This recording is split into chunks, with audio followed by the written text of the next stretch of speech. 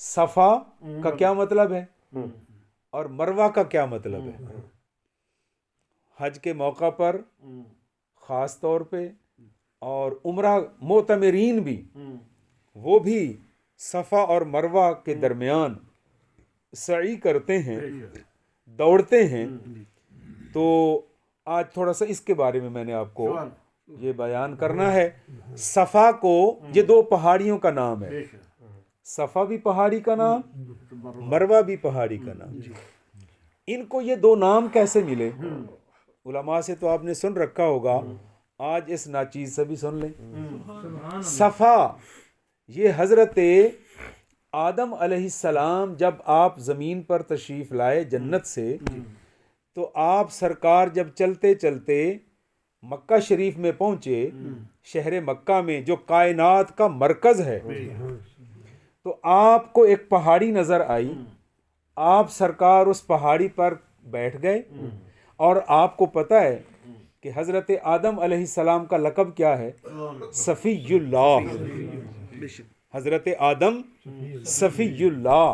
تو آپ کے لقب کی بنا پر اس کا نام صفا رکھ دیا گیا، کیونکہ یہاں آدم صفی اللہ نے بیٹھ کر وقت گزارا. اللہ کو وہ اتنی جگہ پیاری لگی جہاں آدم صفی اللہ بیٹھا، اس کا نام صفا رکھ دیا گیا. اور دوسری پہاڑی کا نام کیا ہے؟ مروہ. یہ وہ پہاڑی ہے جہاں ام البشر حضرت اماں حوا آپ بیٹھی تھی. تو عربی میں آپ چونکہ مرأت آدم، آدم کی بیوی ہیں، تو مرأت آدم عربی میں مرأتن عورت کو کہتے ہیں.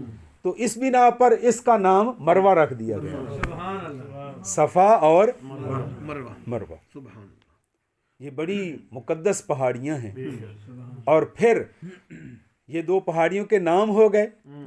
اب یہ جو درمیان میں ان دونوں پہاڑیوں کے درمیان حجاج کرام معتمرین دوڑ لگاتے ہیں، اس کی کیا وجہ ہے؟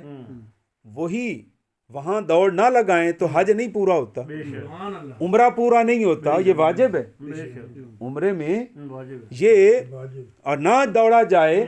اور وہی بندہ جو یہاں ہم میں سے کوئی بندہ سڑک پر دوڑنا شروع کر دے، خاص طور پر میرے جیسا کوئی داڑھی شریف والا، کوئی سر پہ دستار رکھنے والا، تو پورا بیاڑی شہر اکٹھا ہو جائے گا. وہ بابے کو خیر ہو گئی ہے، یہ دوڑ لگا رہے ہیں. یہاں دوڑنا میرے لیے ایک مذاق کا سبب بن جائے گا، لیکن وہاں جب تک دوڑیں گے نہیں عمرہ نہ پورا ہوگا، حج پورا نہیں ہوگا. وہ کیوں؟ وہ اس لیے کہ اللہ پاک نے مردوں کو بھی بڑی عزتیں عطا فرمائی ہیں، پر جو عزت عورت کو عطا فرمائی گئی ہے وہ بھی کم نہیں ہے. یہ حضرت بی بی ہاجرہ کی سنت ہے. ایک عورت کی دوڑنے کو اللہ نے اتنا پسند فرمایا، جب وہ اپنے بیٹے کے لیے پہاڑی اس پر کبھی صفا پر جا رہی ہیں، کبھی مروہ پر چڑھ رہی ہیں اور دوڑ رہی ہیں، اور اللہ اللہ کا ذکر بھی کر رہی ہیں.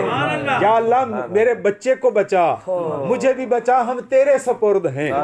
تو اللہ پاک کو اپنی بندی کا توکل علی اللہ اتنا پسند آیا، فرمایا ہاجرہ تو نے میری رضا کے لیے اپنا وطن چھوڑا، اپنے خامد کی جدائی برداشت کی، اپنے شیر خوار بچے کو اس ویران جگہ پر بیٹھ کر اپنے رب کی رضا کو مان لیا.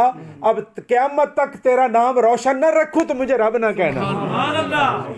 بڑے بڑے داڑیوں والے، بڑے بڑے بادشاہ، بڑے بڑے زمیندار، جاگیردار، اربوں پتی، کھربوں پتی، جب وہ حج یا عمرے کے لیے آئیں گے تو ہاجرہ تیری طرح دوڑیں گے تو میں راضی ہوں گا.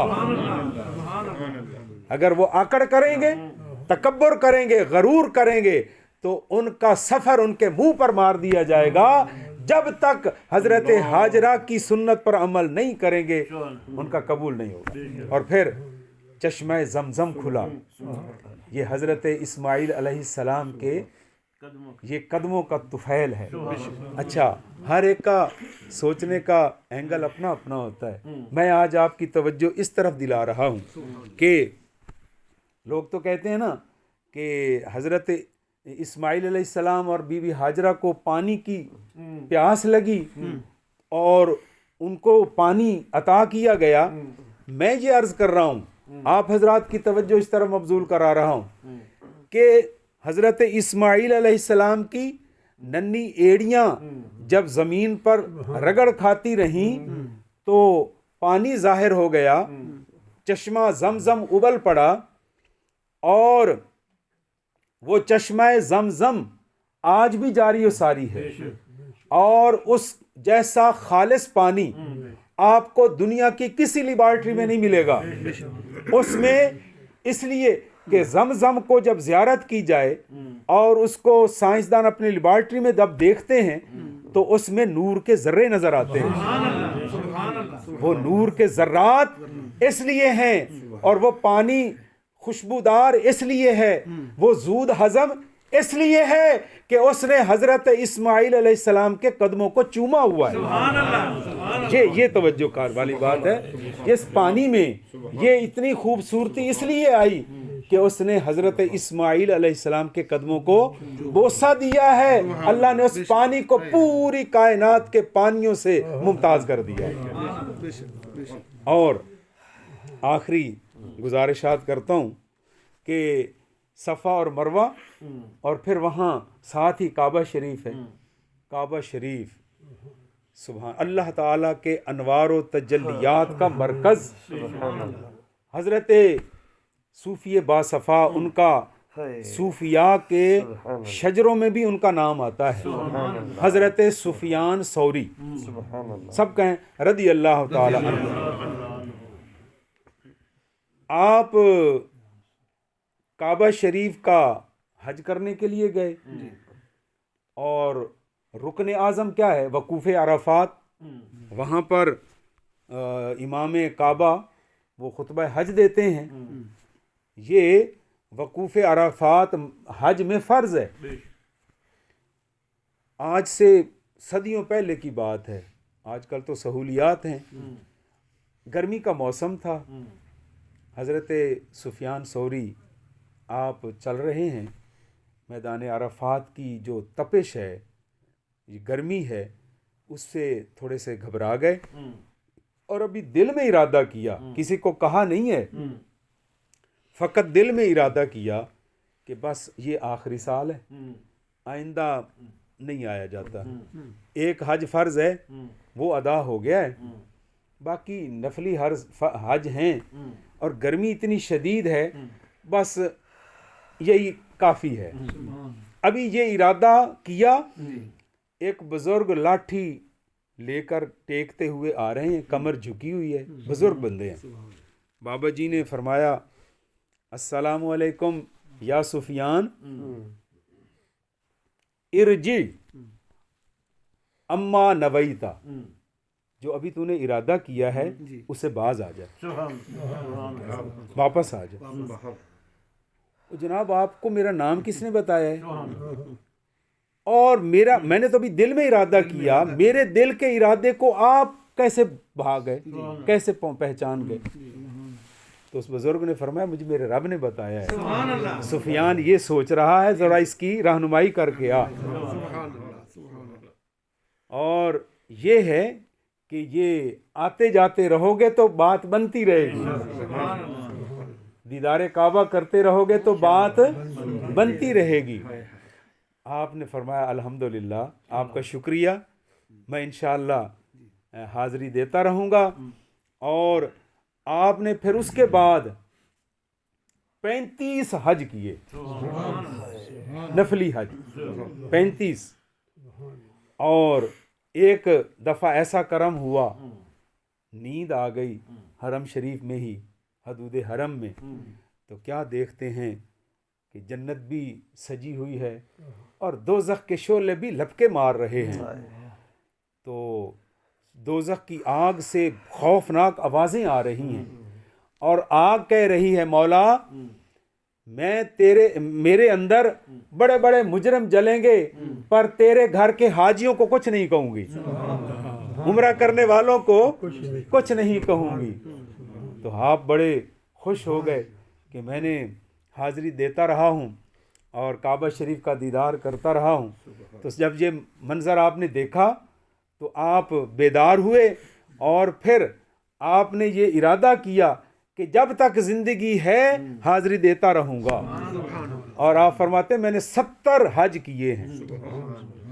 تو اس سے علماء نے یہ نتیجہ اخذ کیا ہے کہ فرضی حج تو ایک ہے، نفلی حج اگر اللہ ہمت دے، حالات اجازت دیں تو آپ وہاں آتے جاتے رہیں اور کعبہ شریف کا دیدار کرتے رہیں، گنبد خضرا کا دیدار کرتے رہیں، حجر اسود کو بوسے نصیب ہوتے رہیں اور حتیم کعبہ کے نوافل نصیب ہوں، باب کعبہ کا لمس اور غلاف کعبہ کو چھونا نصیب ہو اور زمزم کے جام اللہ پاک نصیب فرمائے. تو جو ذکر کرتا ہے، ذکر میں اپنی زندگی گزارتا ہے، تو پروردگار عالم کی بارگاہ سے اسے بے شمار انعامات سے سرفراز فرمایا جاتا ہے.